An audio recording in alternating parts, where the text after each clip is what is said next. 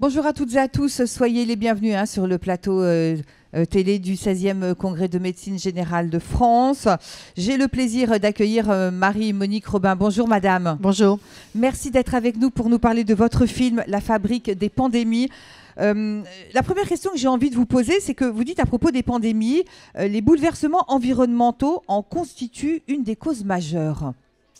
Oui, alors c'est pas moi qui le dis, parce que pour ce film, qui est aussi un livre d'ailleurs, j'ai interviewé une centaine de scientifiques. Dans le film, j'en ai gardé une quinzaine, 62 pour le livre. Et qu'est-ce qu'ils disent? Bon, ce sont en général, ils sont zoologues, parasitologues, infectiologues, différentes spécialités, n'est-ce pas? Mais enfin, ils ont tous en commun qu'ils se revendiquent de ce qu'on appelle l'écologie de la santé, c'est-à-dire d'essayer de trouver des facteurs environnementaux qui président à l'émergence de maladies infectieuses.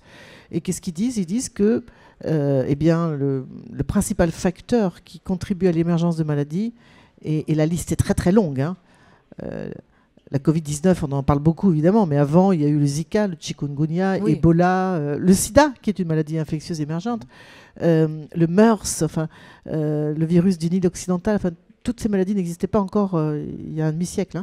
Donc la cause principale et numéro 1, c'est la déforestation et la destruction de la biodiversité, notamment dans les zones tropicales. Est-ce que ça pourrait être la porte ouverte à d'autres épidémies? Bien sûr. D'ailleurs, l'un d'entre eux, Serge Morand, qui est un chercheur du CNRS qui vit en Thaïlande, parle carrément d'épidémie, de pandémie. C'est-à-dire que, encore une fois, la liste est très longue des épidémies qui ont émergé. Quand on dit émerger, c'est-à-dire qu'elles n'existaient pas avant. Ce sont de nouveaux virus qui sont apparus, qui étaient là, évidemment, hébergés par des chauves-souris, des rongeurs, mais qui n'avaient jamais embêté personne.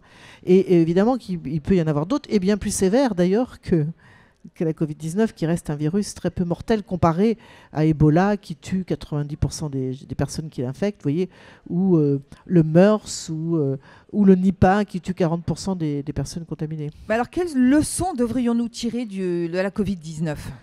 Alors, la première chose, c'est qu'il faut arrêter de détruire la biodiversité, notamment et notamment les forêts tropicales. Pourquoi? Parce que ce sont dans les zones tropicales qu'il y a évidemment la plus grande biodiversité, en arbres, en animaux sauvages, évidemment, et puis aussi en micro-organismes. C'est pourquoi il y a beaucoup de virus, de parasites, de microbes. Il y a une grande diversité de micro-organismes parce qu'elle fait partie de la biodiversité.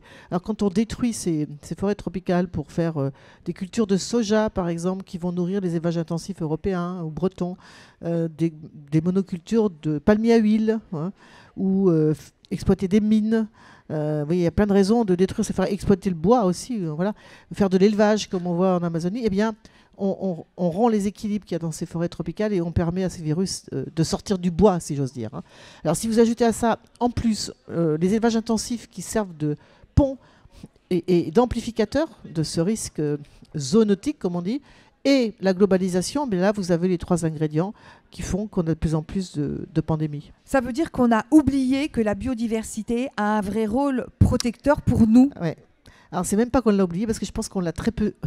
ça fait partie des choses très largement sous-estimées. Vous savez, quand on parle des services écosystémiques, on pense les forêts captent du carbone, filtrent l'eau, etc. Mais on ne pense pas qu'elles contribuent à réguler le risque de maladie.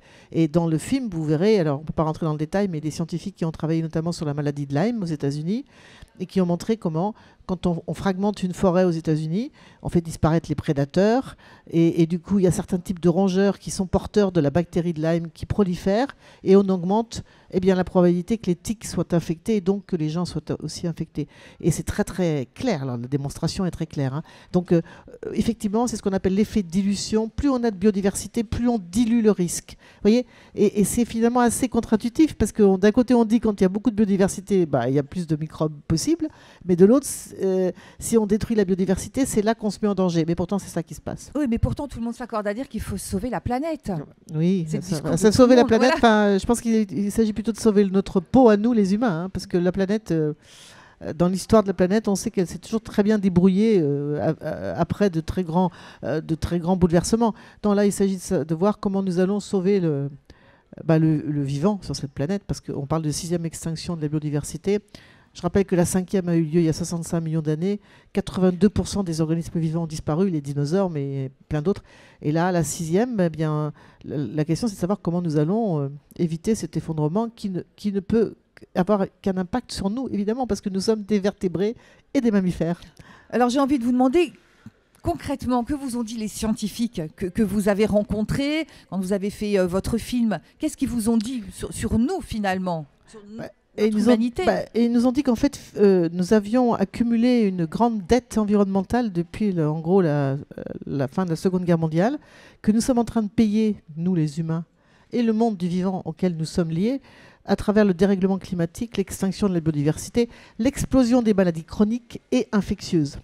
Et donc, tout ça, en fait, ce sont les mêmes causes. C'est un mode de fonctionnement, ce sont des activités anthropiques, comme on dit, humaines, hein, qui ne respectent pas assez le vivant et la nature. Donc, il va falloir que nous réapprenions, nous, à retrouver notre juste place dans cette chaîne du vivant.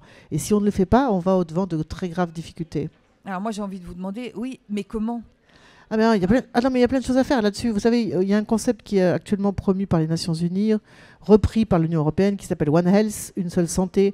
Il faut absolument que nous réapprenions, nous les humains, à reconnecter la santé des écosystèmes, la santé des animaux sauvages et domestiques et la santé des humains.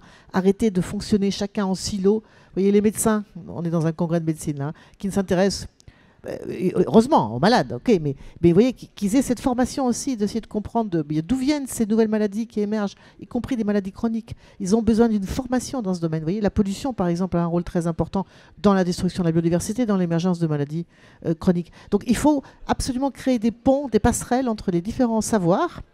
On a besoin d'excellents médecins, mais on a besoin d'excellents vétérinaires, d'excellents épidémiologistes, mais il faut qu'on arrive à travailler ensemble pour avoir une vision commune de la santé, d'une vision de la santé planétaire, en fait. Voilà, tout est lié, vous voyez. Et là, pour l'instant, on a des enseignements qui sont beaucoup trop séparés. Hein, et on a besoin de redévelopper cette vision globale sans laquelle nous allons continuer à nous enfoncer dans cette impasse qui peut être funeste pour l'humanité.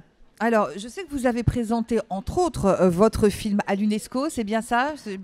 La première avant-première a lieu à l'UNESCO, mais je l'ai présenté aussi au ministère de la Santé avec le professeur Salomon qui a organisé une projection. Parce qu'évidemment, le concept de One Health dont je viens de parler ou de santé planétaire est vraiment important. Il faut qu'on arrive à le diffuser partout.